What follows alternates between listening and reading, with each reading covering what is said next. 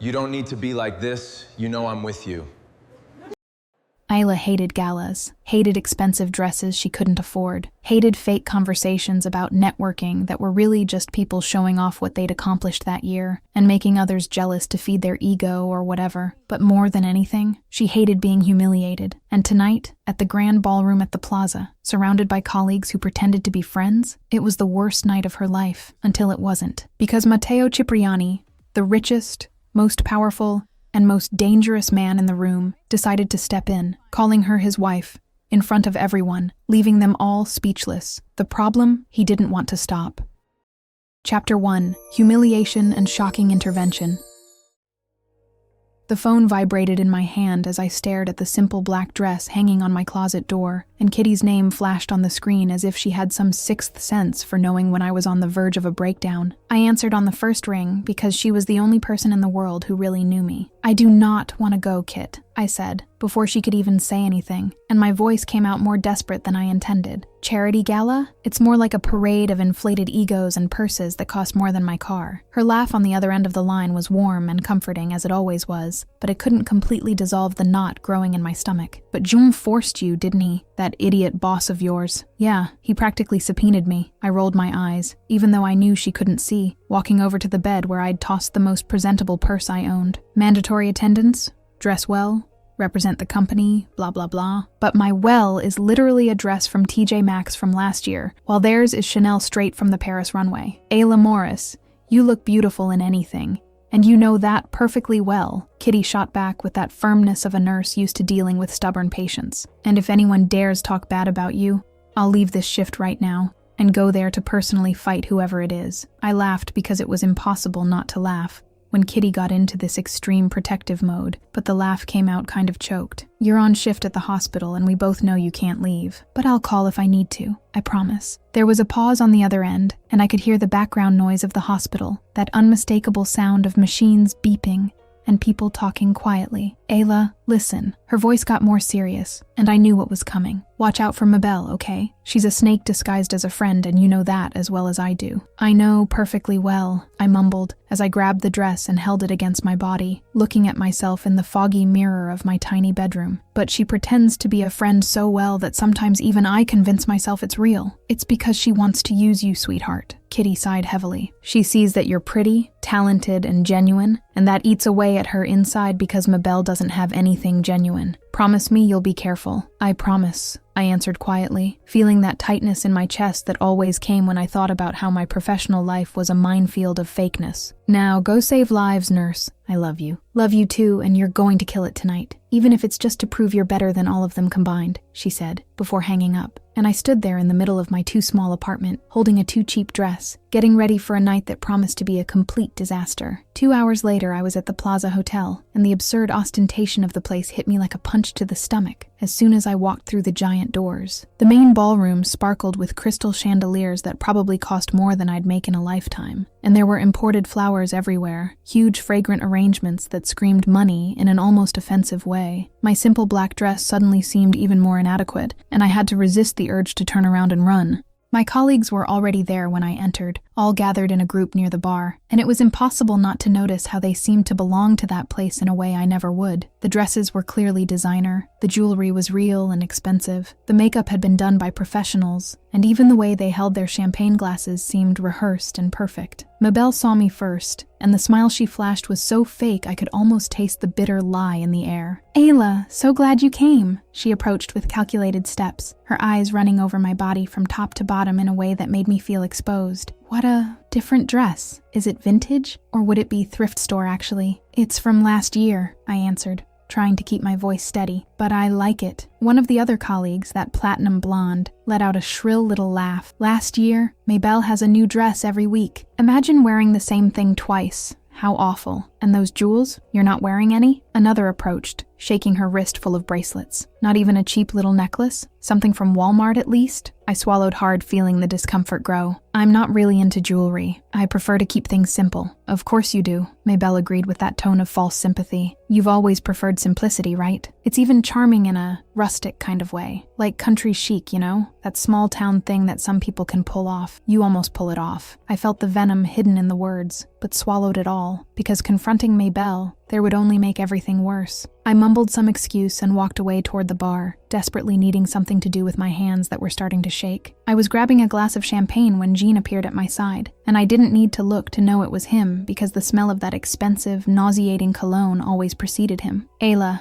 you came. His voice had that tone of disappointed surprise. Like that. Excuse me? I turned to face him. His eyes wandered over my outfit, and he shook his head slightly. Nothing. I just expected more effort on your part. This is an elite event, Ayla, and appearance matters much more than you think. People judge, and you're giving a very simple image of our company. The humiliation burned in my chest. I understand perfectly, Mr. Dubois. Good. Great. He gave that condescending smile. Now circulate, network, show that you know how to behave in society. That's literally what you're here for. And then he walked away, leaving me alone, wanting to disappear. On the other side of the ballroom, in a more discreet area reserved for business conversations, Mateo Cipriani was in a meeting that should have had his full attention, but simply didn't. He had come to that gala out of pure social obligation, one of those events his position required attendance at, even though he'd rather be anywhere else in the world. He was discussing business details with two businessmen when his gaze caught movement on the other side of the ballroom, and then he saw her. At first, it was just a casual observation, the kind of thing that happens when you're bored at an event full of people. But then something clicked in his memory with surprising force. That woman, that brown hair falling loose over her shoulders, that delicate way of moving as if trying to occupy the smallest space possible in the world. He knew her from somewhere, and it took only a few seconds for the memory to crystallize completely in his mind. 3 weeks ago, on just another Monday morning, he had stopped at a cafe on the way to an important meeting. He was waiting for his espresso when he saw that same woman helping an elderly lady who was struggling to carry her heavy bags. The kindness with which she talked to the lady, the genuine smile, the patience in helping even though she was clearly late for work, all of that had caught his attention in a way few things did. In a world where everything was transaction and fakeness, that simple act of kindness had been refreshing and memorable enough to stick. And now there she was, wearing a dress that obviously wasn't designer but that fit her body well, without ostentatious jewelry, but with a natural beauty that most of the women in that ballroom couldn't achieve even with all the money in the world. But there was something wrong with the scene, something that made his instincts sharpen with predatory attention. Boss, are you listening to me? Kyle Torres's voice, his capo and right-hand man,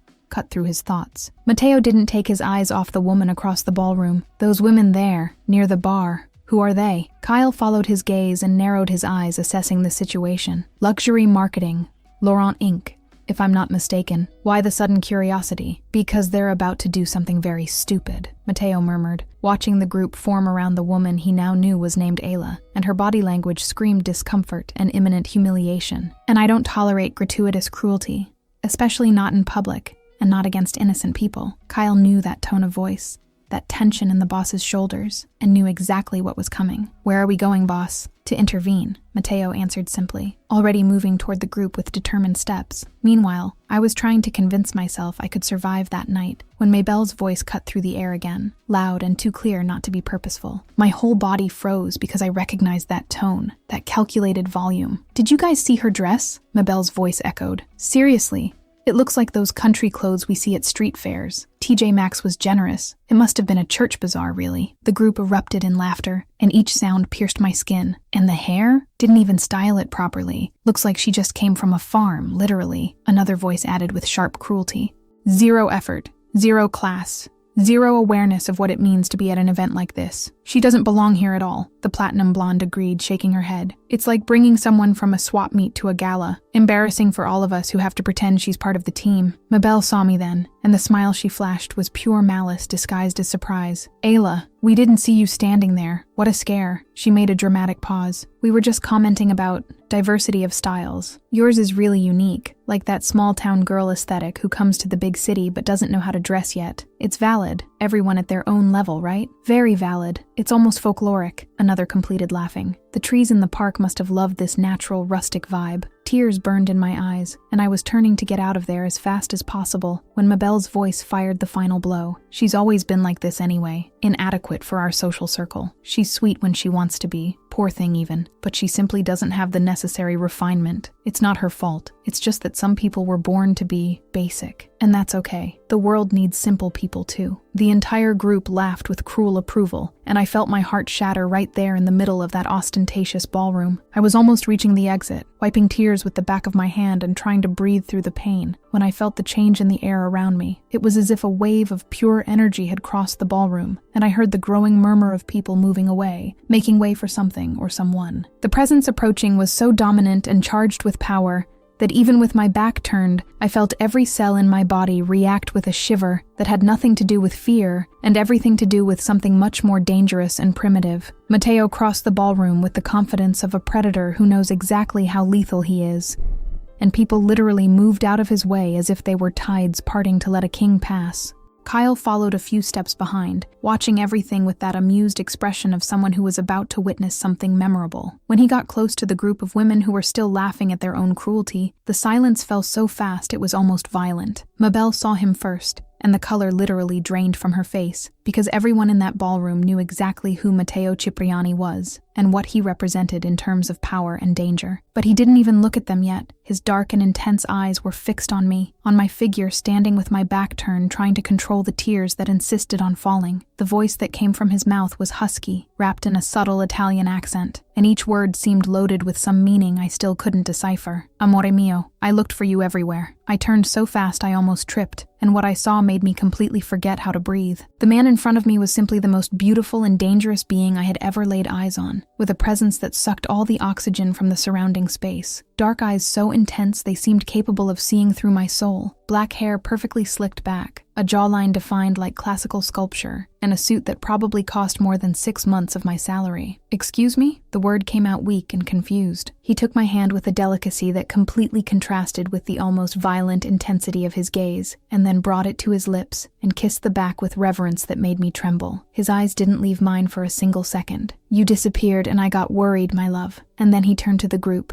and the gentle man from seconds ago completely disappeared, replaced by something cold and dangerous. The voice came out low, but sharp as a blade. "And you are exactly who? The people who were bothering my wife?" The silence that fell over the ballroom was so absolute, I could hear my own heart racing in my chest. My mouth fell open in shock because he had just called me his wife in front of hundreds of people, and I had no idea who he was or why he was doing this. Mabelle went white as a sheet. "Wife?" Her voice came out trembling. "Mateo Cipriani has a wife. Since when?" His arm wrapped around my waist in such a possessive way that my whole body reacted with an electric shiver, and he pulled me closer while looking at Mabelle with an expression that managed to be polite and terrifying at the same time. "Yes, Ayla is my wife. Always has been," he confirmed, and then tilted his head slightly. "And you are?" Mabelle Laurent, sir." She was visibly shaking. "I didn't know. We had no idea she was married to you. Please accept my most sincere apologies. We were just joking." "Joking?" The word came from him like a verbal whip.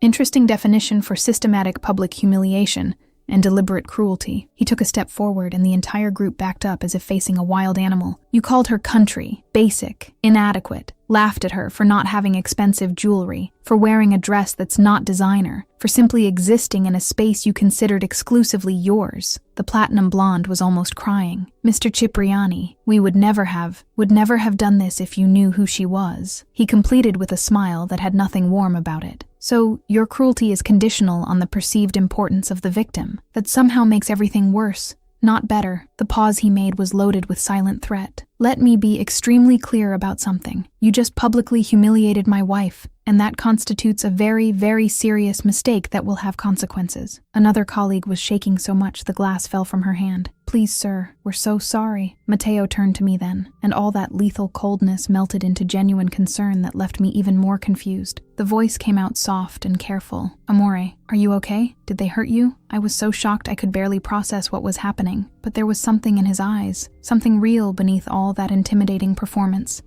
Not physically, but," he nodded once. decisive, and then looked back at the group with a final expression. "Get out of here now, all of you, and if I hear a single word about my wife coming out of your mouths again, you won't want to find out what the consequences are. I don't make empty threats, and all of you know that very well. So move before I change my mind about letting you leave so easily." The group practically ran away, stumbling in their high heels, and I noticed the entire ballroom was watching us in absolute silence. When we were finally alone, or as alone as you can be being the center of attention of hundreds of people, I moved away from him and faced him with all the indignation and confusion I could muster. "What did you just do?" My voice came out louder than I intended. "We don't even know each other. Why did you call me your wife?" He smiled, and it was the kind of smile that should come with a danger warning, beautiful and lethal simultaneously. "I saved you from a public humiliation that was about to get even worse. And while I was at it, I saved my own reputation because nobody humiliates what's mine without suffering severe consequences." "But I'm not yours," I almost shouted. "We've literally never met before. We haven't gotten to know each other properly yet, that's true," he agreed with that irritating calm, and then moved half a step closer, making my heart race. "But I've seen you before, Ayla. 3 weeks ago, at a cafe. You were wearing a blue dress,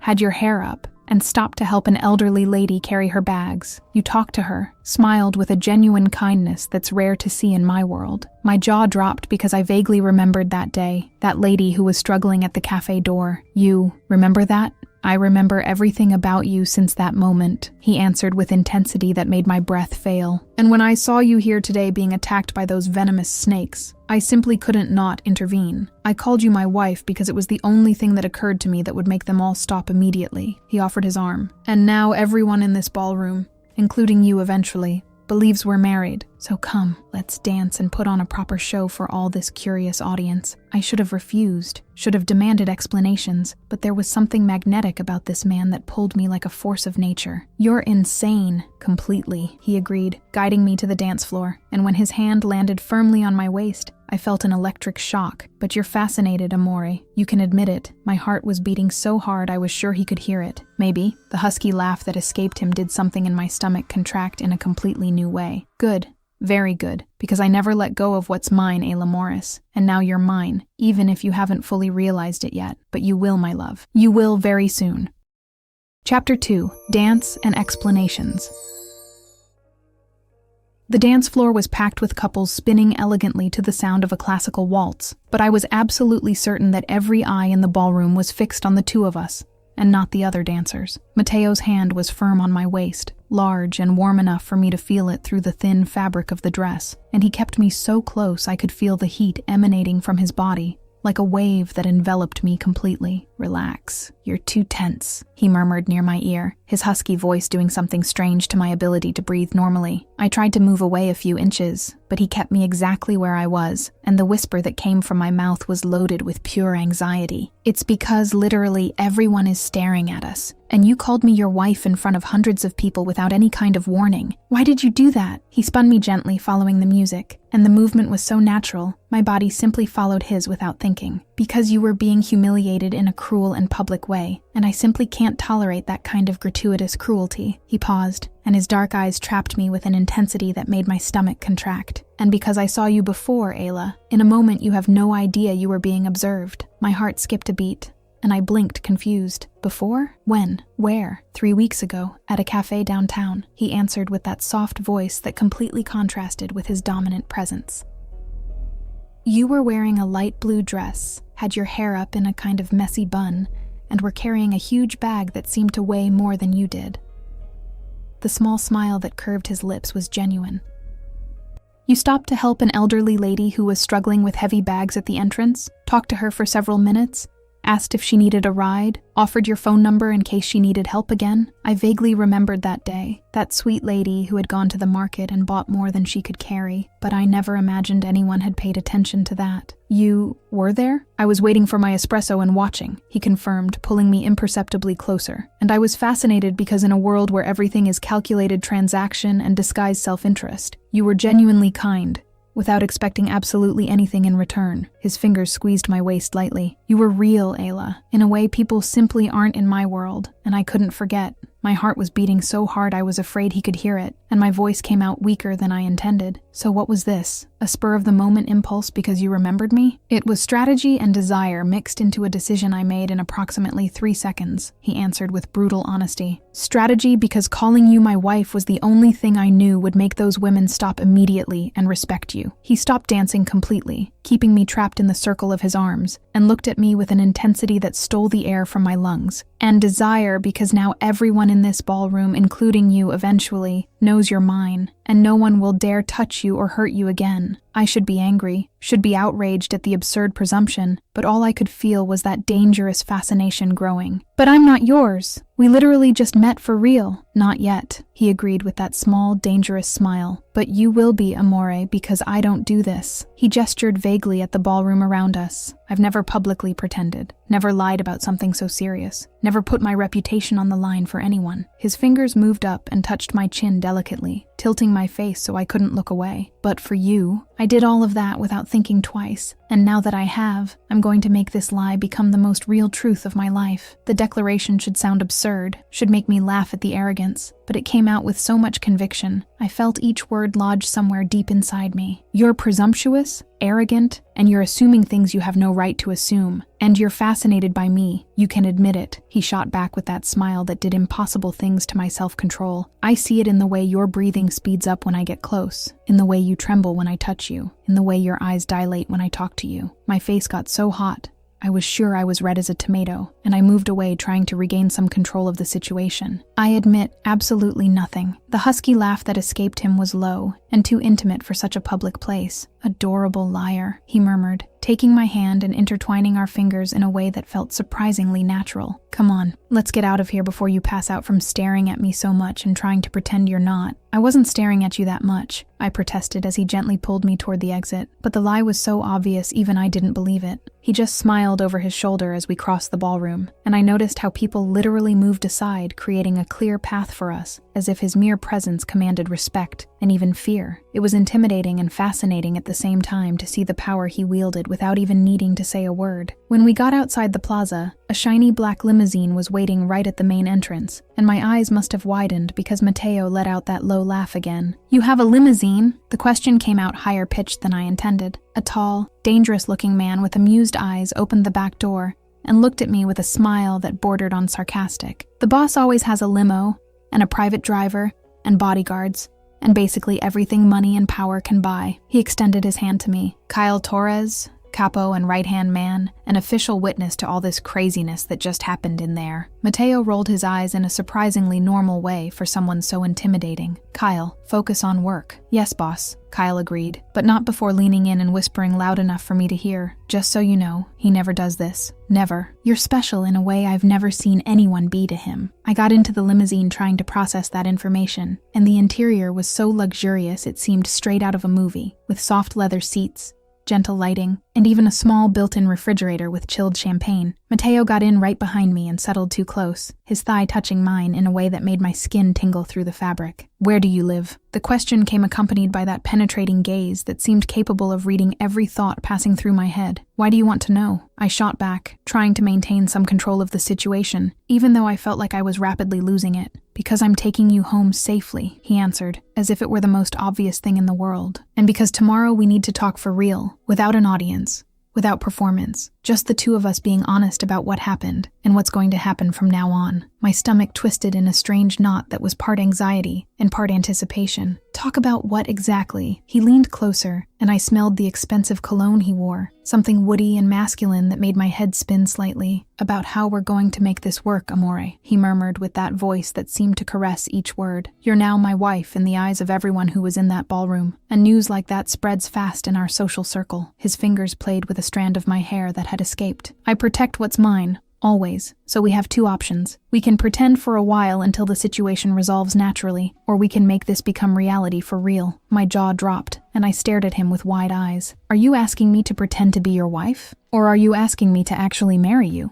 We've known each other for literally an hour. I'm still deciding which of the two options I prefer, he admitted, with an honesty that should be alarming, but that somehow was refreshing. It depends a lot on how you feel about me. His fingers touched my chin gently, turning my face, so our eyes met. So tell me, Ayla Morris, what do you feel when you look at me? I pulled my face away from his hand, trying to regain some ability to think clearly, but my voice came out all scrambled. I feel confused because this is absurd and happened way too fast. I feel fascinated because you're different from anyone I've ever met. I feel irritated because you're arrogant and presumptuous, and act like you've already decided everything. I took a deep breath. And I feel grateful, because you saved me from the worst humiliation of my life, defended me when no one ever did that before, and now you're here offering me protection in a way I didn't even know I needed. The smile that spread across his face was pure masculine victory and satisfaction. Then let me decide for you for now, he suggested with that irritating confidence. Tomorrow I'll pick you up for lunch. We'll talk for real, get to know each other without masks or performances, and see where this can go. He leaned back,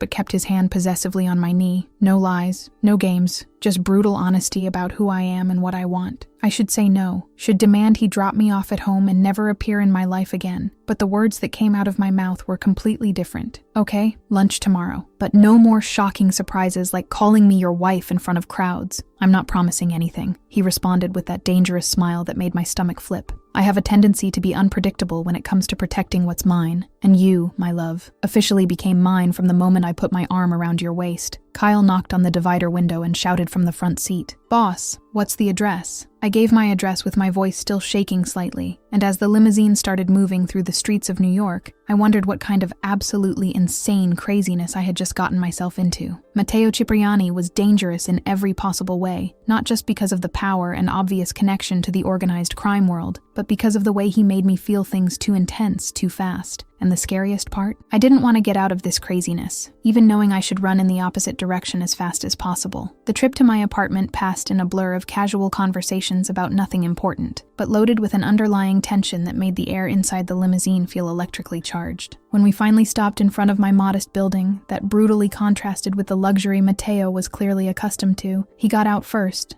and offered his hand to help me down. "Tomorrow at noon," he said, keeping my hand trapped in his longer than necessary. "I'll pick you up here, and we'll go to a quiet place where we can talk without interruptions." "Noon," I repeated, feeling nervous butterflies in my stomach. He brought my hand to his lips once more, and the lingering kiss he left there was warm and promising of things I couldn't even name. "Until tomorrow, Mia Mowgli, I'm still not your wife," I protested weakly. The smile he gave me was pure masculine certainty. "Not yet, amore, but you will be, sooner than you think." And then he got back into the limousine, and I stood there on the empty sidewalk, watching the car disappear into the night, with my heart beating erratically, and my mind spinning in crazy circles. What the hell had just happened to my life?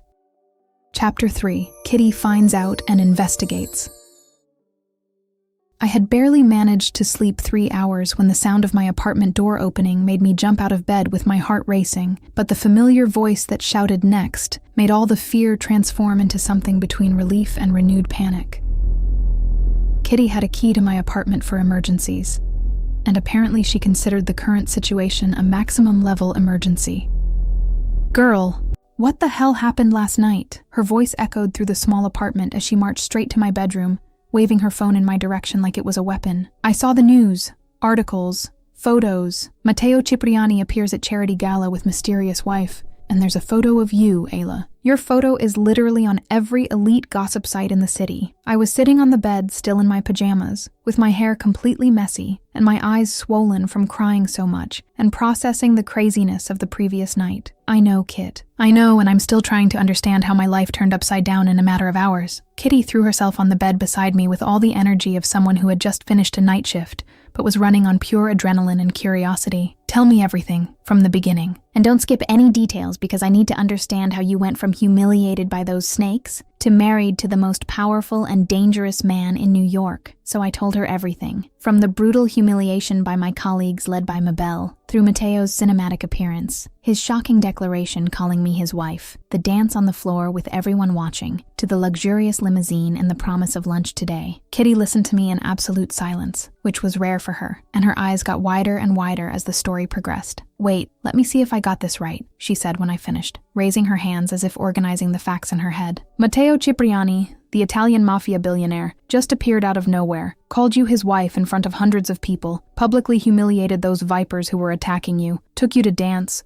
and then brought you home in a limousine saying he wants to see you again today? That basically sums it all up perfectly," I confirmed, running my hands over my tired face. "And the most insane part? He said he saw me before, Kit, 3 weeks ago, at that cafe near work, when I helped that elderly lady with her bags. Kitty was silent for a few seconds, processing that information, and then her whole face melted into that romantic expression she always made when watching dramatic movies. Ayla, this is literally the most romantic and dark thing I've ever heard in my life. He saw you doing a genuine act of kindness, was fascinated, and when he saw you being humiliated, he simply couldn't not intervene. She held my hands tightly. This is book plot material, girl. This is complete craziness. I shot back, pulling my hands back. And he wants to have lunch with me today, to really talk about how we're going to make this work. Make what work exactly? We don't even really know each other. Kitty looked at me with that serious nurse expression used to giving difficult news to patients. You are going to this lunch, Ayla Morris.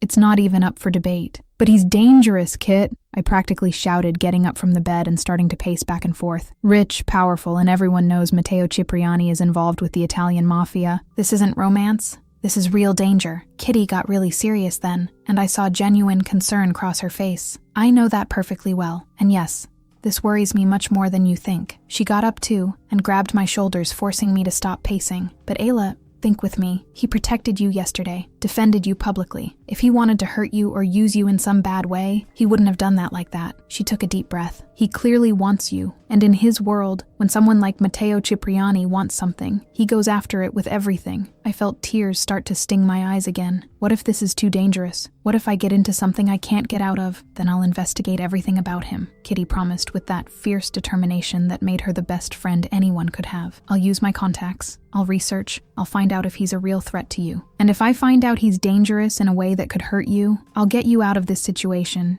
even if I have to drag you by your hair. She smiled slightly. But for now, you're going to this lunch. You're going to really talk to him, and you're going to find out who he really is beneath all that intimidation and power. I hugged my best friend tightly, feeling gratitude flood through me. Thank you for always protecting me, even when I get myself into the worst possible situations. I'll always protect you, silly, she murmured, hugging me back. Now come on, we have less than 3 hours to make you look stunning for this lunch, and I'm not letting you show up wearing anything less than perfect. The next few hours passed in a blur of Kitty practically raiding my limited wardrobe, choosing a light blue dress she swore would make Mateo fall to his knees, helping me with makeup and hair until I actually looked presentable. When I was finally ready and looked in the mirror, I barely recognized the woman staring back at me, elegant and beautiful, in a way that made my heart beat faster with pure anxiety. Exactly at noon, my intercom buzzed, and when I answered, Mateo's deep, husky voice did something strange to my ability to breathe normally. Amore, I'm down here waiting for you. Kitty practically pushed me out of the apartment with a kiss on the cheek and a fierce whisper of, go find out the truth about him. When I got downstairs and walked through the door, Mateo was standing there next to that same black limousine from the night before, wearing dark pants and a white shirt that probably cost more than my rent, with sunglasses hiding those intense eyes. But when he saw me, the glasses slid down his nose and the look he gave me was so loaded with masculine appreciation that I felt my entire skin heat up. You look absolutely beautiful, Mia Bella, he said, taking my hand and kissing my fingers delicately. That blue should be illegal because it only makes you even more irresistible. I got into the limousine trying to control the blush that was surely coloring my cheeks, and when Mateo settled beside me, he kept a respectful distance that somehow left me both relieved and disappointed at the same time. The trip was surprisingly quiet, with him just holding my hand casually, as if it were the most natural thing in the world, and me watching the city pass by the window trying to calm my nerves. When we finally stopped in front of a charming Italian restaurant in the heart of Manhattan, I didn't think much of it until we got out and realized the place was completely empty. Where is everyone? I asked, looking around confused. Is the restaurant closed? Mateo guided my hand inside while Kyle stayed outside standing guard, and only when we were completely alone inside did he answer. I rented the entire restaurant for us, Amore. Complete privacy to talk without interruptions or curious looks. He pulled out a chair for me with old-fashioned gentleness. Sit, please. I sat down, still processing that information. You rented an entire restaurant? Just for lunch? Yes, and I'd do it again without thinking twice, he answered, sitting across from me and watching me with that intensity that made my stomach flip. Problem? No, just excessively extravagant, I murmured, picking up the menu but not really able to focus on the written words. The smile that curved his lips was small but genuine. Get used to it, Ayla, because I don't do absolutely anything halfway when it comes to things or people who matter to me. He paused and leaned slightly forward. And you? How did you sleep after all that craziness yesterday? I laughed without any humor. Badly, very badly, because literally everyone is talking about us. Articles on gossip sites. photos someone took at the gala, headlines about Mateo Cipriani's secret wife. My phone hasn't stopped ringing once since I woke up. Then turn it off completely, Mateo suggested with that irritating simplicity of someone who always has a solution for everything. Or better yet, change your number. I'll give you a new one, private, that only people who are really important in your life will have access to. I stared at him incredulously. How do you solve literally everything so easily? It's like nothing is really a problem for you. Money buys solutions, power opens doors, and influence makes problems disappear, he answered with brutal honesty. But Ayla, about last night and everything that happened. He held my hand across the table, his large, warm fingers completely enveloping mine. I don't regret anything I did, but I owe you a complete and honest explanation about who I really am and what I do. My heart raced, because this was the moment of truth. You're Mateo Cipriani, billionaire, owner of hotels and casinos, and I lowered my voice to a whisper, even though we were completely alone, involved with the Italian Mafia. Am I right? The expression of genuine surprise that crossed his face was almost comical. You researched me. Kitty researched, I corrected quickly. My best friend, the nurse I told you about yesterday. She's super protective and wanted to know exactly who I was getting involved with. She's smart and a good friend, Mateo agreed, nodding with approval. And yes, you're absolutely right. I'm the Don of the Cipriani family, third generation. I have legal businesses like luxury hotels, casinos in Vegas and Atlantic City, real estate investments, and I also have illegal businesses that I won't detail now, but that you need to know exist. He looked me in the eyes without looking away. But I have a code of honor, Ayla. I don't hurt innocents. I don't get involved with human trafficking. I don't do anything that goes against the principles my father taught me before he died. I took a deep breath, trying to process all of that. And why me? Of all the women you could have chosen, why did you decide to help me like that? The vulnerability that appeared in his eyes was so unexpected and rare, it took my breath away. Because you reminded me that genuine kindness still exists in the world, something I had completely lost sight of. His voice got lower, more intimate. In my world, Ayla, absolutely everything is calculated transaction. Strategic lies, people using others for their own gain. But you in that cafe, helping a lady who wouldn't give you anything in return, you were genuine in a way I hadn't seen in years. He squeezed my hand. And when I saw you yesterday being attacked by those venomous snakes just for being exactly who you are, humble, real, authentic, I simply couldn't not intervene and protect you. Mateo, my voice came out choked with emotion. I know it's too fast, too intense, and probably scary, he continued without giving me a chance to interrupt. But I don't lie about what I feel. I never have, and I'm not going to start now. And I feel a lot for you, Ayla. Much more than I should feel for someone I met just one day ago. But we barely really know each other, I protested, even feeling my heart melt with each word of his. Then let's get to know each other now. For real, he proposed with that determination that seemed to be part of his essence. Ask me whatever you want about me, anything, and I'll answer with complete honesty. No lies, no evasions, just the truth. Chapter 4, Getting to Know Each Other, and Mabelle Tries to Redeem Herself. I took a deep breath, trying to gather courage to ask the questions that needed to be asked. The questions Kitty would definitely grill me about later. Have you ever killed anyone? The question came out more direct than I intended, but there was no gentle way to ask something like that. Mateo didn't look away for even a second, and the brutal honesty in his answer was so raw it made me swallow hard. Yes, I have. Self-defense. Protecting my family. Situations where it was kill or be killed. But never innocents, Ayla. Never people who weren't involved in my world. Never for pleasure or gratuitous cruelty. He squeezed my hand lightly. I know this should scare you and make you run in the opposite direction, but I promised honesty and I won't lie about who I am. My heart was beating too fast, but I continued because I needed to know everything. Do you have a girlfriend? A real wife hidden somewhere? No. The answer came immediate and firm. Never married, never had a serious relationship that lasted more than a few months. Never wanted any of that, because in my world, relationships are dangerous complications. He paused, and that vulnerability appeared in his eyes again, until you showed up in my life in a completely unexpected way and messed up everything I thought I knew about what I wanted. My face got so hot, I was sure I was red as a tomato. You don't know me well enough to want to actually marry me. We literally met yesterday. I know the essentials about you, and the essentials are all that matters in the end, he shot back with that irritating conviction. You're kind in a genuine way that's rare to find, strong enough to survive in a toxic work environment without losing your essence, real in a world full of masks and lies, beautiful in a natural way that doesn't need expensive jewelry to shine. He leaned forward. You're smart and observant. sarcastic when you're nervous as a defense mechanism. And most important of all, you make me feel things I haven't felt in years, Ayla. You make me want to be better, want to protect, want to have something real for the first time in my adult life. Tears started to sting my eyes, because no one had ever seen me that way before. No one had ever described me with such precision and care. This is too intense, Mateo. All of this is too much. I know I'm a lot. I always have been, he agreed with a small smile. But now it's your turn to ask whatever you want about me. Anything. No filters. I wiped away the tears that threatened to fall and thought about what I really wanted to know. Why are you so confident in everything? So arrogant sometimes? Where does this absolute certainty that you're always right come from? The laugh that escaped him was surprisingly genuine and without that dangerous edge. Because I built an empire practically alone since I was 20 years old, amore. My father died suddenly. I inherited the Cipriani family when I was still practically a kid, and everyone expected me to fail miserably. His eyes darkened with old memories. Uncles wanted to take my place. Rivals thought it was the perfect time to attack, and I had to learn to be strong and decisive faster than anyone should. I didn't just survive. I dominated, expanded the business, earned respect through strength and intelligence, and now no one questions my authority. He shrugged. Confidence comes from having survived the worst and won when everyone bet against me. I nodded, processing that information, and feeling something tighten in my chest for the younger version of him who had to grow up too fast. And loneliness? Are you lonely underneath all this power and confidence? Mateo was silent for several long seconds, and the vulnerability that took over his expression was so raw and honest. It made me want to cross the table and hug him. Yes, very lonely actually, he admitted quietly. My world doesn't have room for real and genuine connections, Ayla. Everything is business.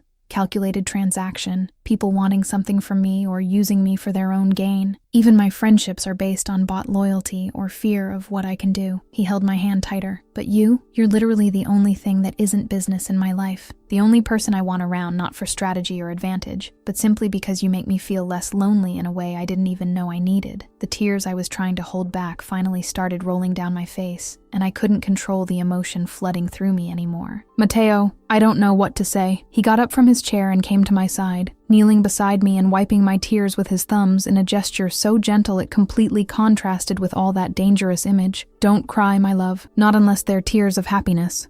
I laughed through my crying, a wet and messy sound. I don't even know what I'm feeling. Confused because all this is too fast and too intense. Fascinated because you're different from anyone I've ever met. Scared because your world is dangerous, and I don't know if I can handle it. Everything you're feeling is completely normal and valid, he murmured, still cleaning my face with infinite care. But Ayla, I need you to know something. I'm not going to rush anything. I'm not going to force you into anything you're not ready for. He kissed my forehead softly. We'll take it slow. Really getting to know each other, finding out if this can really work, and we'll see where this takes us without pressure and without impossible expectations. Okay? I nodded, because it was all I could do with my throat tight with emotion. Okay, let's try. The smile that lit up his face was so genuine and happy, it made my heart do a complete flip. He got up and went back to his chair, and the rest of lunch passed in lighter conversations about normal things like favorite foods, movies we liked, places we wanted to visit. It was surprisingly easy to talk to him when we weren't discussing heavy things, and I caught myself genuinely laughing several times at the absurd stories he told about Kyle messing up.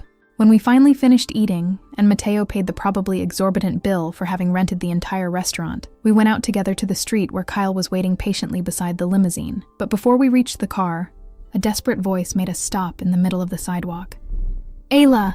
Please, I need to talk to you. Mabelle practically ran in our direction, her eyes red from crying so much, and her makeup smudged in a way that would have been comical if it weren't so pathetic. Mateo immediately positioned himself in front of me protectively, completely blocking her access. No, the word came out cold and final. Mr. Cipriani, please, Mabelle begged with her voice trembling. I didn't know. I swear I had no idea Ayla was your wife. I never, ever would have done that if I knew who she really was. Mateo's expression could freeze hell itself. You humiliated her publicly, deliberately, cruelly, without knowing who she was. And that says exactly who you are, Mabelle Laurent. Cruel, envious, fake, and capable of attacking someone just because you can. He took a threatening step toward her. The fact that you didn't know who she was to me only makes everything worse.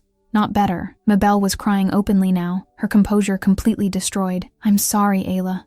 I'm truly sorry. We were friends, remember? I didn't mean to. Something inside me hardened at those words. and I went around Mateo, placing my hand on his arm to calm him before facing Mabelle directly. My voice came out firm and controlled in a way that surprised me. We were never really friends, Mabelle. You always pretended, always used our friendship when it was convenient for you, and when you had the chance to publicly destroy me, you didn't hesitate for a second. I took a deep breath. I forgive you, because holding on to anger and resentment is toxic, and I refuse to let you have that power over my life. But I'll never forget what you did, and I'll never trust you again. Now get out of here and don't come near me again. Mabelle practically ran away, her sobs echoing down the street, and when I turned back, Mateo was looking at me with an expression of pride so intense it made my stomach flip. You were perfect, absolutely perfect. Strong but kind, firm but without unnecessary cruelty. I learned from pain, and I don't want to repeat other people's mistakes, I murmured, feeling strangely exhausted. And thank you for defending me yesterday and today too.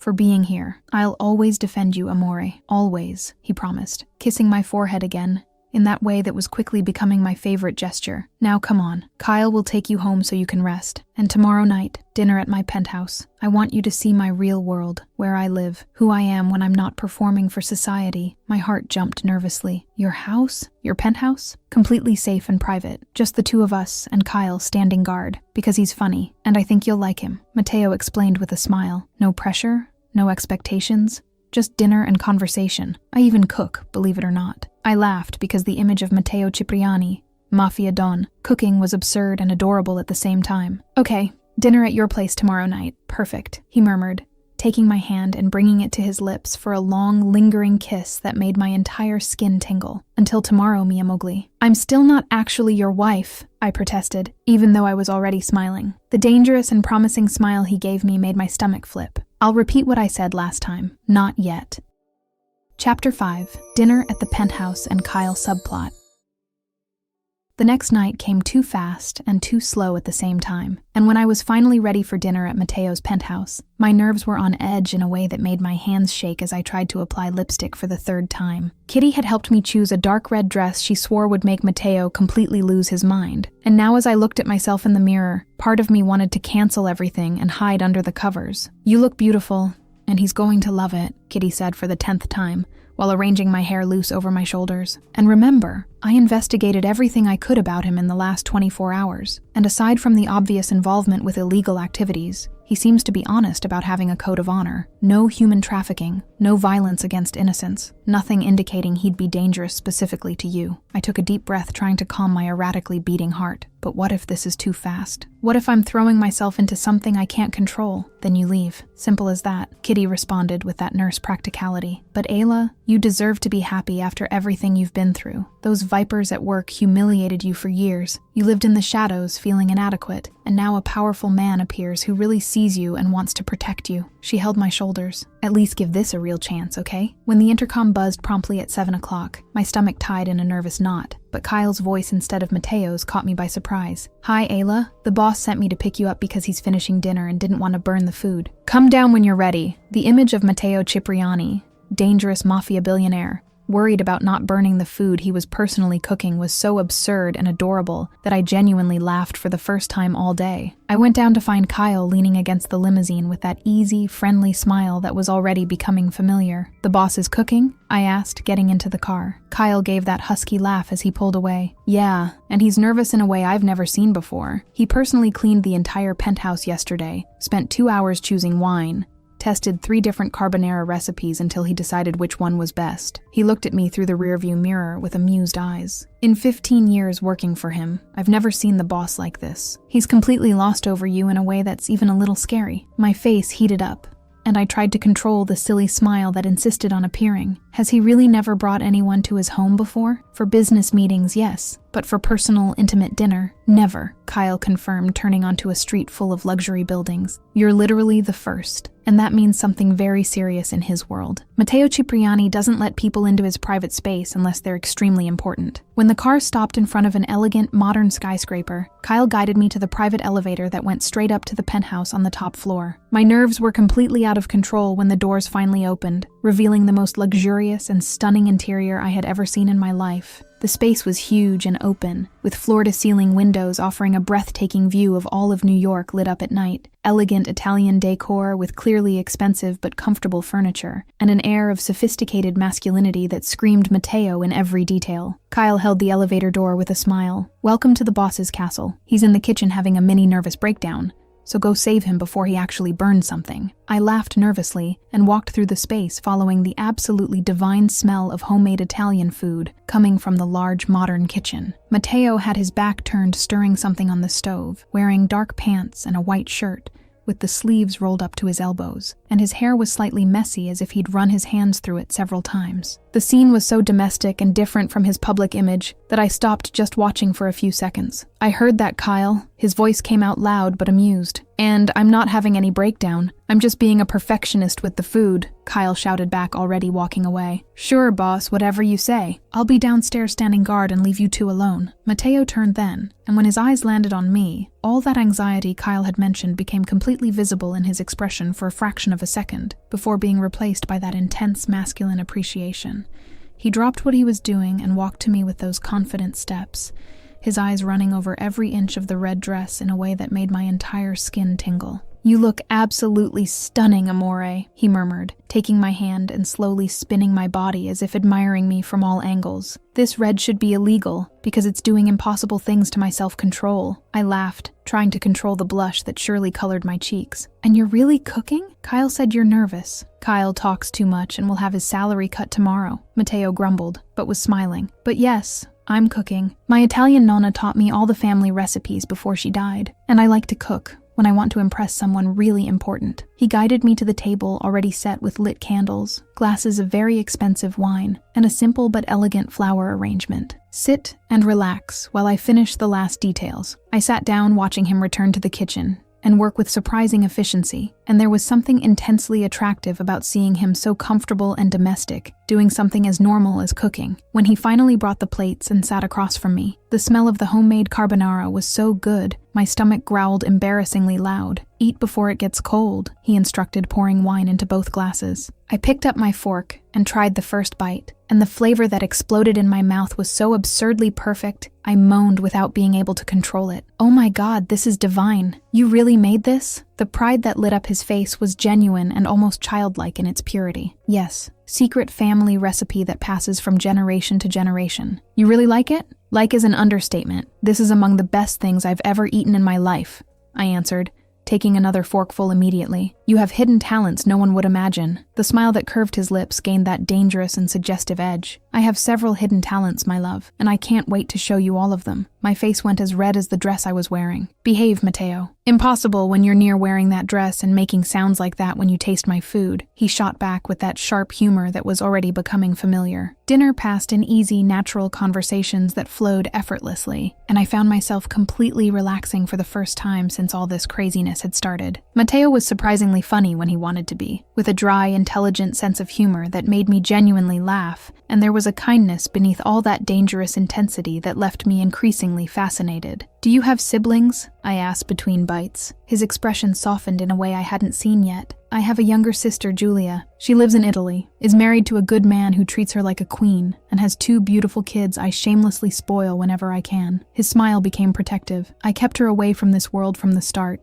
away from the violence and danger, and she lives a completely normal and safe life." "You protect her," I observed, feeling something tighten in my chest at the obvious tenderness in his voice. "Always protected, and always will protect," he confirmed. "Just like I protect you now, Ayla. Anyone who matters to me is under my permanent protection, and nothing and no one will hurt who I love." The casual way he said "who I love" made my heart skip several beats, but I tried to maintain my composure. "And you? Your family?" The pain that crossed his face was quick but intense. "My parents died 5 years ago in a car accident. It was quick at least, they didn't suffer." I held his hand across the table without thinking. "Now I only have Kitty, who is my chosen family, my sister of the heart who supports me in absolutely everything." Mateo turned his hand and intertwined our fingers with comforting firmness. "She loves you very much. I noticed in the way you talk about her with so much affection." He paused. I want to meet her officially, Ayla. I want her to assess me personally and see that my intentions with you are completely serious. My heart melted completely at those words. You want to really meet Kitty? Yes, because she's clearly the most important person in your life, and everything that's important to you automatically becomes important to me too, he answered with a simplicity that made tears sting my eyes. I want to meet the people you love. I want to be part of your life for real, not just keep you separate in my world. I blinked the tears away, because crying in the middle of dinner would be ridiculous. You say things that make me feel. I stopped not knowing how to finish. Feel what? He leaned forward with that total intensity focused on me. Feel seen, valued, important, I admitted quietly. Feel like I really matter to someone for the first time in a long time. Mateo got up from his chair and came to my side, kneeling beside my chair and holding my face between his large, warm hands, with a delicacy that contrasted with all that strength. You matter more than you can imagine, my love. More than anyone has mattered to me in years. He caressed my cheek with his thumb, and I'm going to spend as much time as necessary proving it to you every day until you completely believe it. My heart was beating so hard I was sure he could hear it, and when he leaned closer, his warm breath brushing my lips, I completely forgot how to breathe. Ayla, he murmured with that husky voice that did impossible things to me. Can I kiss you? For real this time, without an audience, without performance, just the two of us, and what we feel for each other. My yes came out so low it was almost inaudible, but it was enough for him. The kiss started soft and careful, as if he were giving me time to pull back if I wanted. But when my lips parted under his in silent invitation, all that restraint melted completely. He deepened the kiss with an intensity that stole all the air from my lungs, one hand holding my nape firmly while the other squeezed my waist, pulling me closer, and I responded with a surrender that would have scared me if I were thinking clearly. But I wasn't thinking about absolutely anything except how his lips fit perfectly with mine. How his taste was addictive in a way that made me want more and more. How his body was hard and warm against mine in a way that made my entire skin tingle with desire. My fingers buried themselves in his hair, completely messing it up. And the low groan that escaped from his throat in response made something in my stomach contract violently. When we finally separated because breathing had become absolutely necessary, we were both panting, and I was sure my lipstick had completely disappeared. Mateo rested his forehead against mine, his dark eyes burning with an intensity that made my whole body tremble. You drive me completely crazy, amore, he murmured with his voice husky and loaded with barely contained desire. Completely lost in a way I've never been before. On the other side of the penthouse, near the elevator door where he was supposedly standing guard, Kyle whispered to himself with a huge smile. The boss finally gave in for real. Chapter 6. Kitty meets Mateo and approval. The next morning arrived accompanied by a message from Mateo that made my heart race before I was even fully awake. Good morning, my love. Breakfast with me and your friend Kitty today? I want to meet her officially. I'll pick you up at 10. It wasn't exactly a request. It was more a declaration of intent, but something in my chest warmed at the fact he wanted to meet the most important person in my life in such a direct and honest way. I called Kitty immediately because I knew she was getting off her shift and probably still awake from work adrenaline. Mateo wants to meet you officially. Breakfast today at 10. Can you? The high-pitched scream she let out on the other end of the line almost burst my eardrum. Can I? Girl, I will, even if I have to miss my next shift. This man wants to meet the best friend. This is serious in a way I need to see personally. There was a pause, and then her voice got more serious and protective. And I need to assess him face to face, see if his intentions are really good, or if he's using you somehow. 2 hours later, we were sitting in a charming cafe in the center of Manhattan, and I watched nervously while Kitty studied Mateo with that analytical intensity she used when evaluating patients at the hospital.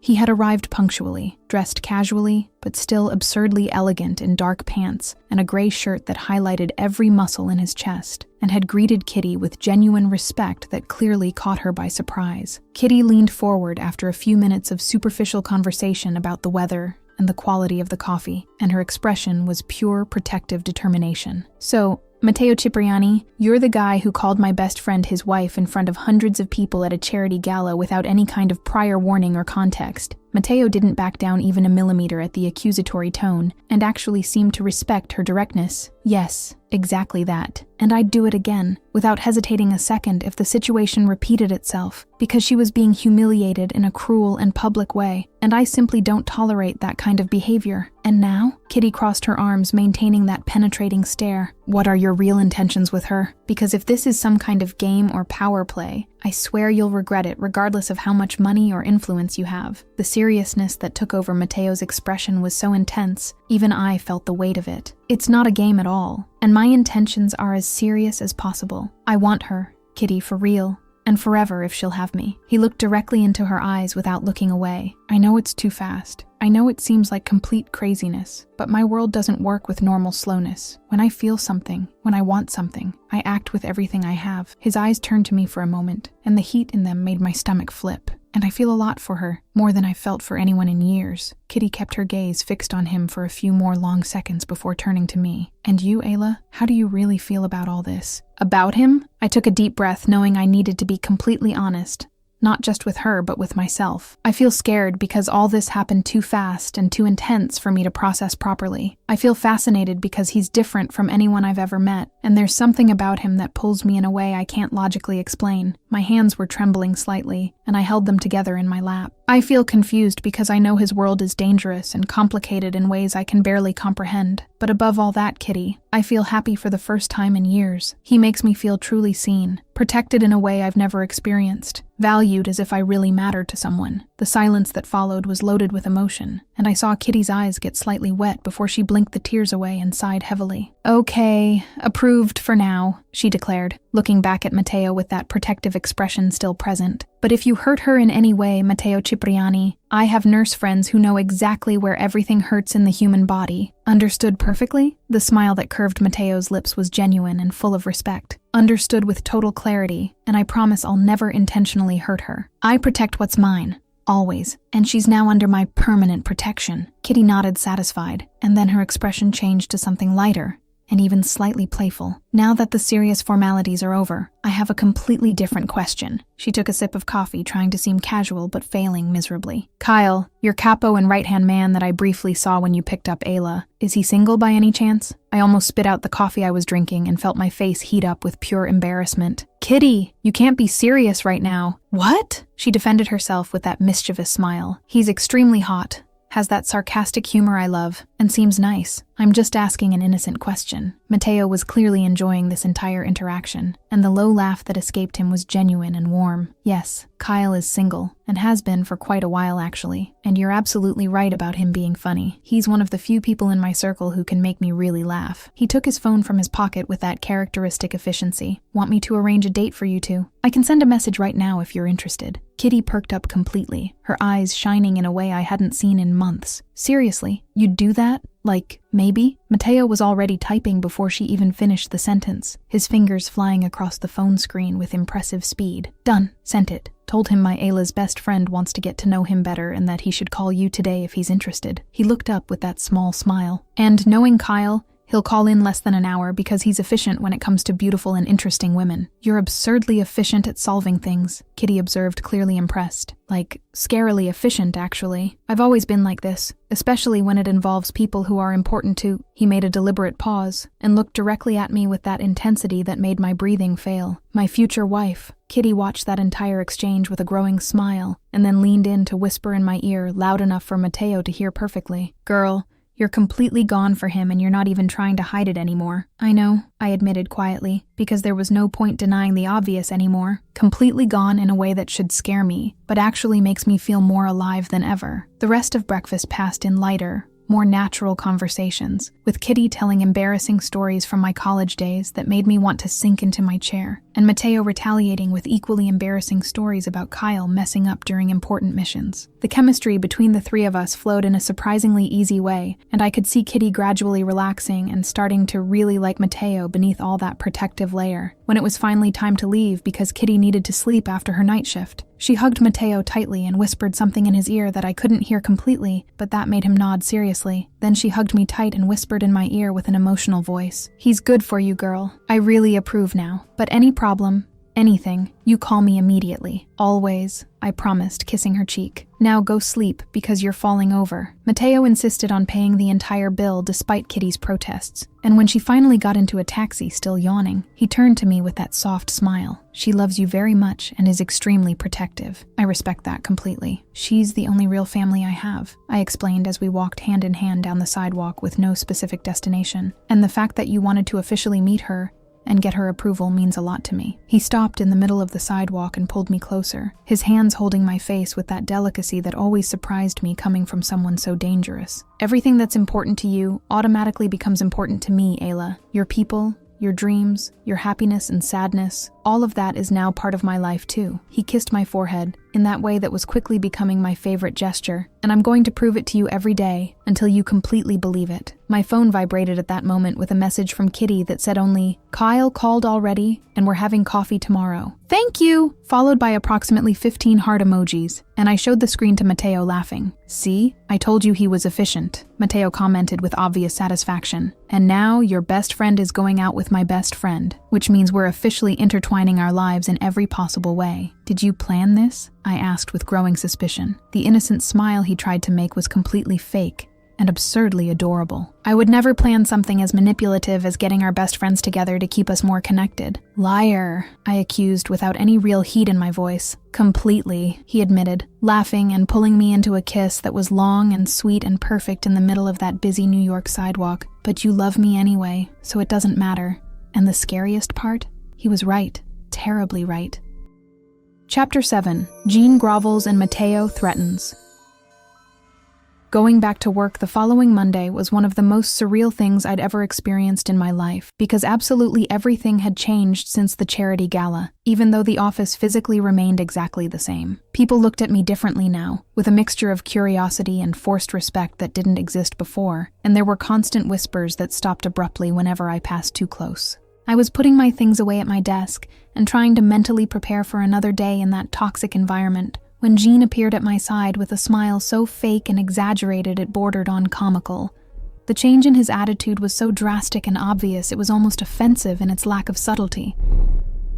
"Ayla, how wonderful to see you back." His voice came out too animated, too enthusiastic, completely different from the condescending and critical tone he always used with me.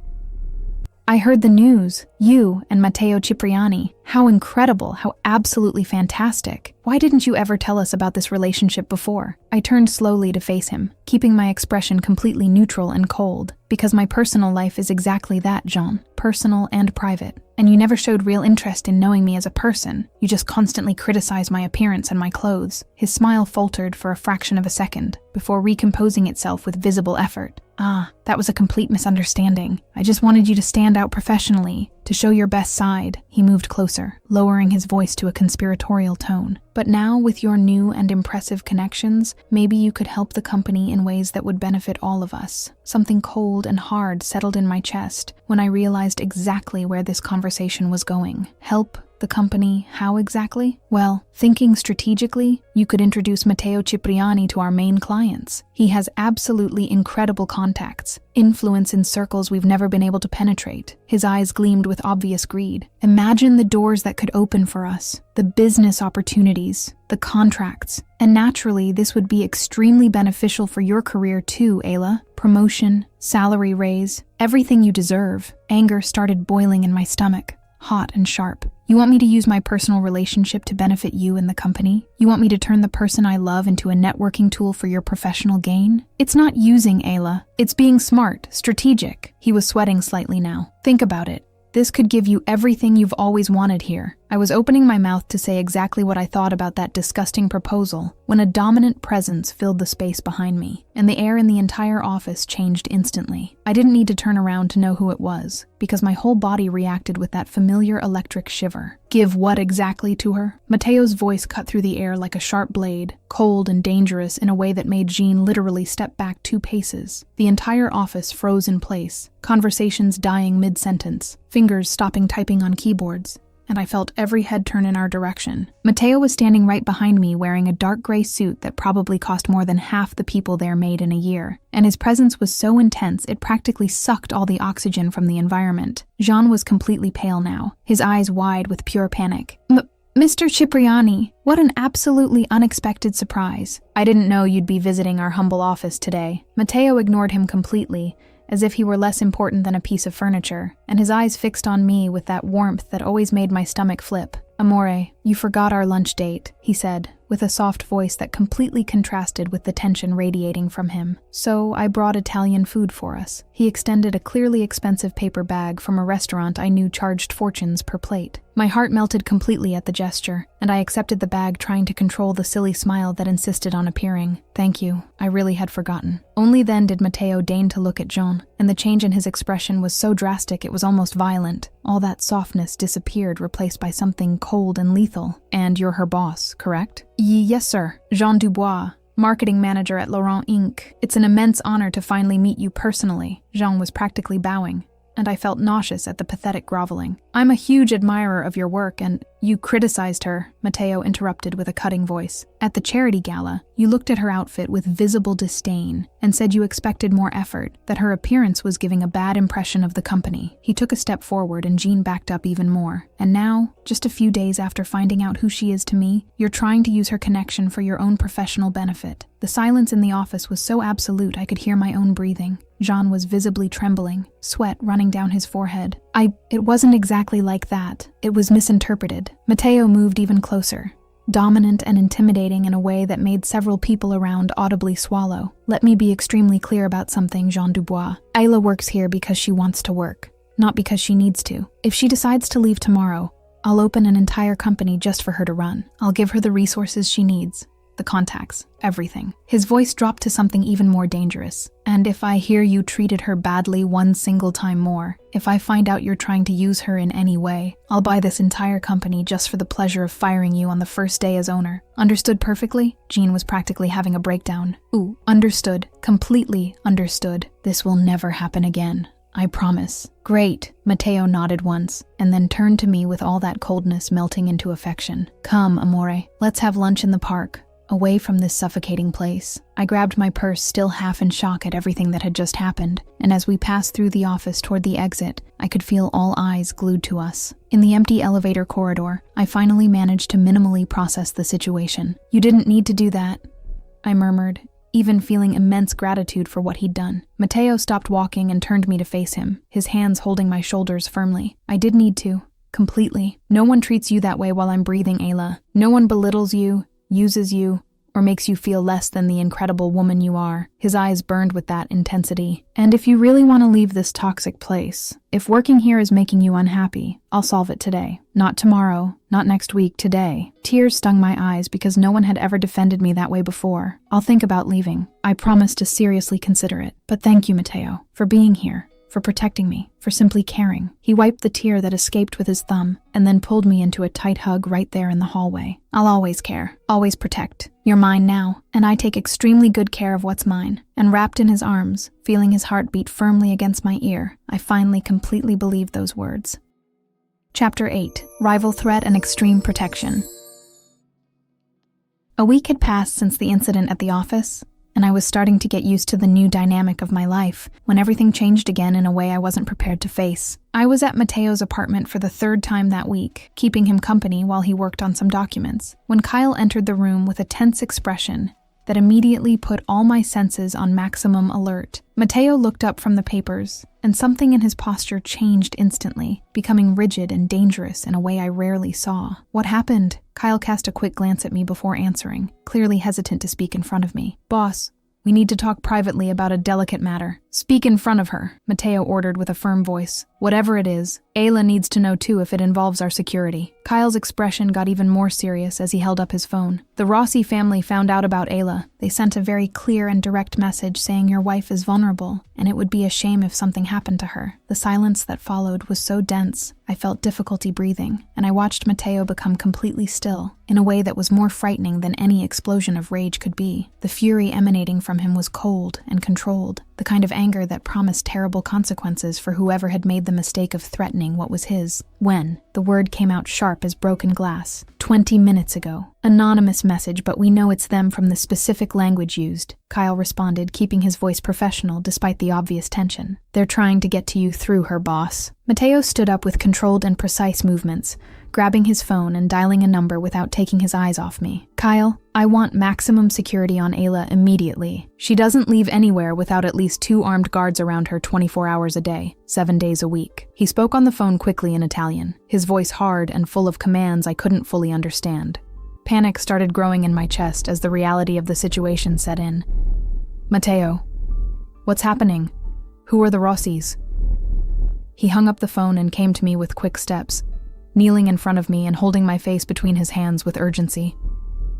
The Rossi family is a rival organization trying to gain territory in the city. They found out about you and are using it to try to weaken me or provoke me. His eyes burned with that protective intensity. But you're completely safe, I promise. I'm going to put my best men to protect you, and I'm going to resolve this situation personally. Resolve how? My voice came out trembling with real fear for the first time since I met Mateo. The only way these men understand, he answered with a hard voice. I'll go to them and make it absolutely clear that you're a line they don't cross under any circumstances. I held his wrists tightly as tears started to fall. What if they hurt you? What if you don't come back? His expression softened minimally, and he wiped my tears with his thumbs. I always come back, amore. Always. Especially now that I have you waiting for me. He pulled me into a tight hug. But you need to cooperate with me on this. Accept the guards, accept the security measures, and move into my penthouse today. I pulled away, looking at him with wide eyes. Move into your place? I can't just... You can and you will, he interrupted with that firmness that didn't accept arguments. Because I'm not risking your life for even a second, Ayla. Here you have military-level security, cameras at every angle, Kyle and other men always present. His voice got softer, but no less determined. Please, my love, do this for me. Let me protect you the right way. The tears were falling freely now, and I nodded because the idea of something happening to me and causing him pain was unbearable. Okay, I'll move. But Mateo, you have to promise me something very important. Anything, he answered immediately. Promise you'll come back to me alive and whole after resolving this with the Rossis. Promise you won't do anything stupidly heroic that puts you in unnecessary danger. He pulled me into another kiss, this one desperate and intense in a way that stole all the air from my lungs. When we separated, we were both breathing heavily, and he rested his forehead against mine. I promise I always come back to you. Always. His voice got even lower, almost vulnerable. And Ayla, there's something I need to tell you now because I don't know if I said it before and you need to know. My heart was beating so hard it hurt. What? I love you, he said, looking directly into my eyes with that total intensity. I know it's too early and too fast, but I love you completely, Ayla Morris. You became the most important thing in my life in a matter of weeks, and I can't imagine my existence without you in it anymore. The words came out of me before I could fully process them. I love you too, even though it's insane and happening too fast. I love you, Mateo. The smile that lit up his face was pure happiness mixed with relief. Good, very good, because after I resolve this situation with the Rossis, after I eliminate this threat completely, I'm going to ask you something very important,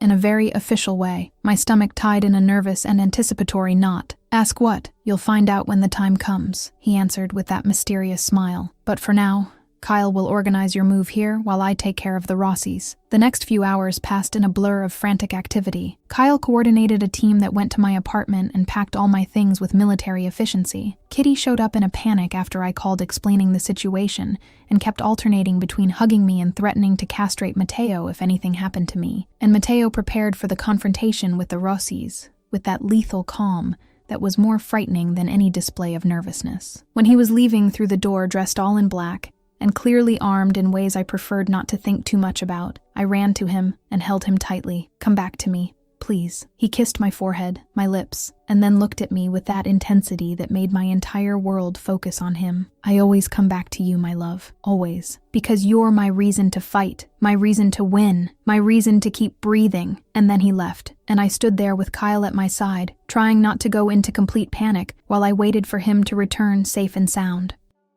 Chapter 9. Confrontation and Real Proposal.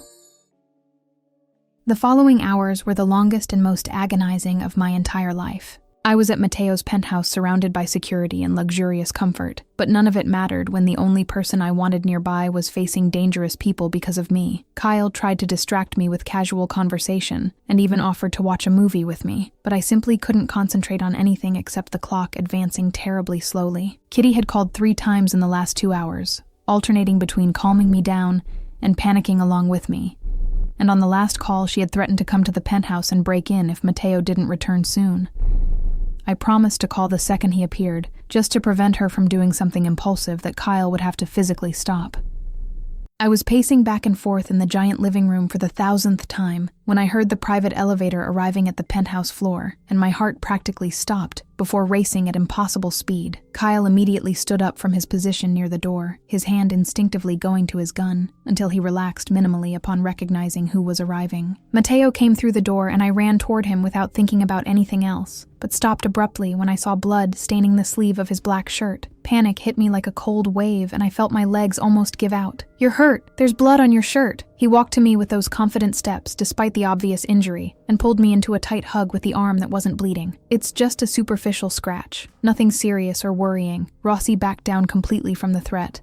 "And you're safe now. Forever." I pulled away enough to inspect his arm, carefully pulling the sleeve up and seeing the cut that definitely needed to be cleaned and bandaged, even though it wasn't as deep as I feared. "Scratch is an understatement. This needs to be disinfected immediately. Come on, sit on the couch while I get the first aid kit." The expression of pure tenderness that took over his face made me pause in the middle of moving away. "You're really worried about me." "Of course I'm worried. You went to face dangerous criminals because of me." My voice came out louder than I intended, loaded with emotion. "You fought for me again, put yourself in danger, and now you're bleeding." He pulled me back closer, both hands now holding my face with that delicacy that always surprised me. "I'll always fight for you, always put myself between you and any danger. It's who I am when it comes to protecting what I love." He kissed my forehead softly. "And now that this threat has been completely neutralized, now that you're truly safe, I'm going to do what I promised I'd do." My heart skipped a confused beat. "Do what?" Instead of answering verbally, Mateo stepped back and then did something that left me completely frozen in place. He knelt right there in the middle of the luxurious living room, his arm still bleeding slightly but completely ignored, and took a small velvet box from the inside pocket of his jacket. My eyes widened so much they hurt, and my breathing simply stopped working. "Mateo?" His name came out as a shocked whisper. He opened the box, revealing the most stunning ring I'd ever seen in my life. A huge diamond surrounded by smaller stones that sparkled even in the soft light of the room, and looked at me with that total intensity that made my entire world focus only on him. "Ayla Morris, I've known you for only a few weeks, but it feels like entire years. You entered my life in a completely unexpected way and changed absolutely everything." His voice was loaded with raw emotion. "You made me feel things I thought I was no longer capable of feeling, made me want to be better, made me love in a way I've never loved before." Tears started rolling down my face without any control as he continued, each word piercing my heart in a good but painful way. "And I'm not pretending anymore, Ayla. That night at the gala when I called you, my wife was desperate improvisation to protect you, but every day since then has only made me want to turn that lie into absolute truth." He took my trembling hand with his. "This isn't social performance. It's not business strategy. It's nothing but real and complete love. So I ask you here and now, truly and forever, will you marry me? Be my wife for real?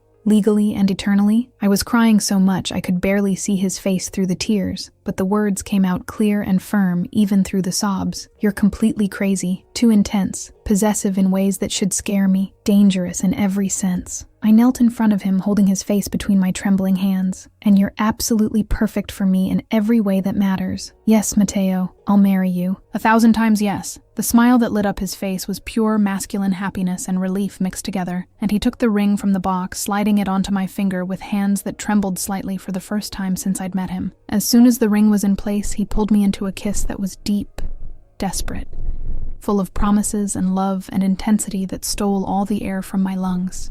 I responded with everything I had, my fingers burying themselves in his hair and pulling him closer, and the entire world around us simply ceased to exist. There was only the two of us, kneeling on the floor of his living room, sealing that promise of forever with a kiss that promised everything. On the other side of the room, near the front door, Kyle watched the whole scene with a huge smile and grabbed his phone immediately. "Kitty, he did it. The boss really did it. He's kneeling on the floor with her." She said yes. They're really engaged now. From the other end of the line, I could vaguely hear Kitty's scream of pure joy. I knew it. I knew he was going to ask. "This is perfect. Double wedding, Kyle. We can have a double wedding with them." Kyle's laugh echoed through the room. "Kitty, we're not even officially dating yet.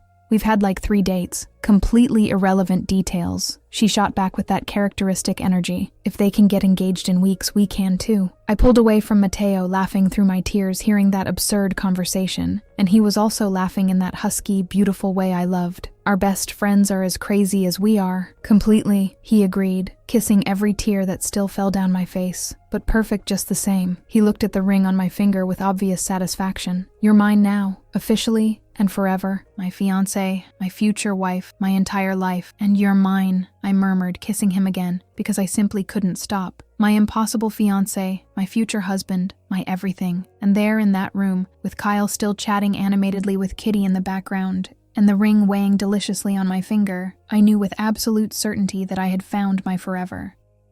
Chapter 10: Wedding and Complete Revenge.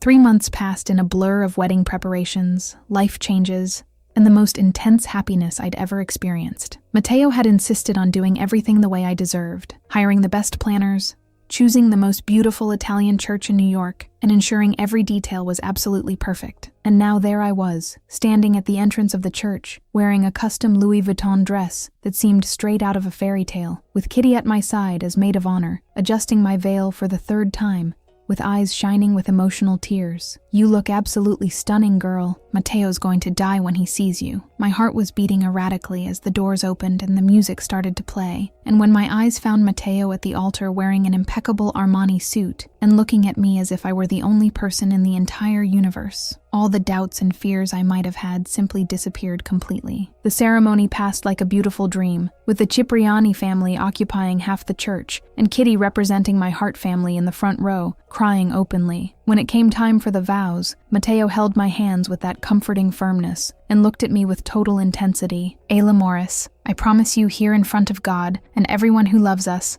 that I will always protect you, love you completely, and value you every day for the rest of my life." His voice was loaded with raw emotion. "You saved me from an empty and lonely existence, gave me purpose beyond business and power, taught me what true love is. Now I'm completely yours, forever." Tears ran freely down my face when it was my turn.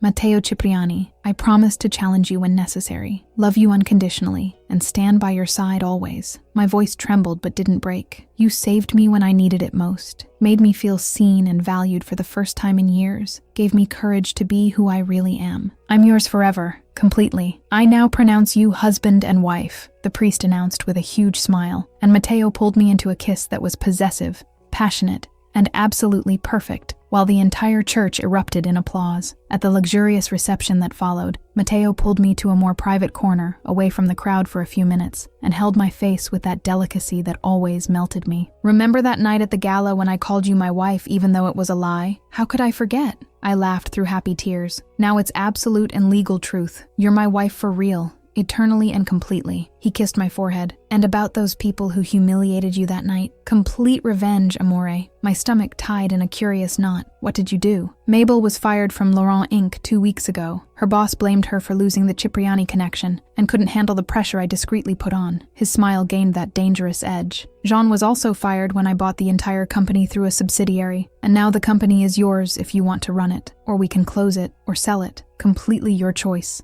I stared at him in absolute shock. "You bought the entire company just to give me revenge?" "I bought it because I promise no one humiliates you without consequences." He pulled me closer. "They'll never have power over you or anyone again. It's over." I kissed him with everything I had, pouring gratitude and love and admiration into that kiss. "You're impossible and perfect. I love you so much it hurts. I love you more," he murmured against my lips. "My queen, my salvation, my entire life." The first dance as a married couple was magical, with Mateo holding me close as we spun across the floor, and everyone watched with smiles. "You know what's best?" he whispered in my ear. "What?" "Everyone's watching again like that night, but this time it's not a lie or performance. It's real. You're my wife officially and forever, and you're my husband finally." I smiled, resting my head on his chest. Who would have thought humiliation would turn into this? On the other side of the floor, Kyle watched everything next to Kitty, who was clearly emotional. Suddenly, he knelt dramatically right there in the middle of the party, making several people turn to look. "Kitty, marry me." She stared at him with wide eyes. "Kyle, we've been dating for 3 months, and the boss got married in weeks. We're cut from the same cloth." He held her hand with that charming smile. "So? Will you?" Kitty laughed, shaking her head, but with obvious love in her eyes. "Ask me again in 6 months. If you still want to, we'll talk seriously." "I'll want to forever," Kyle promised, standing up and pulling her into a kiss that drew applause from people around. Mateo and I watched the scene laughing, and he spun me one more time. "Our best friends are as crazy as we are." "Completely," I agreed happily. 1 year later, I was lying on the huge couch in the penthouse, with my hand resting on my rounded 5-month pregnant belly when Mateo came home from work and immediately knelt at my side, placing his large hand over mine. "How are my loves today?" he asked, kissing my belly with infinite tenderness. Good. The baby kicked 3 times today. I ran my fingers through his hair. Boy or girl? What do you think? Stubborn boy like his father or strong girl like her mother, either way. He moved up to kiss my lips softly. Thank you, Ayla, for everything. For choosing me, loving me, staying with me, giving me this family. Thank you, I murmured emotionally, for seeing me, protecting me, loving me, for that night at the gala when you said, "She's my wife," and changed everything. Best improvisation of my life, he agreed, smiling. And now, where's Mabelle? Zhang, do you know? I shook my head without real interest. I don't know, and I don't care. They're the past, your present, and future.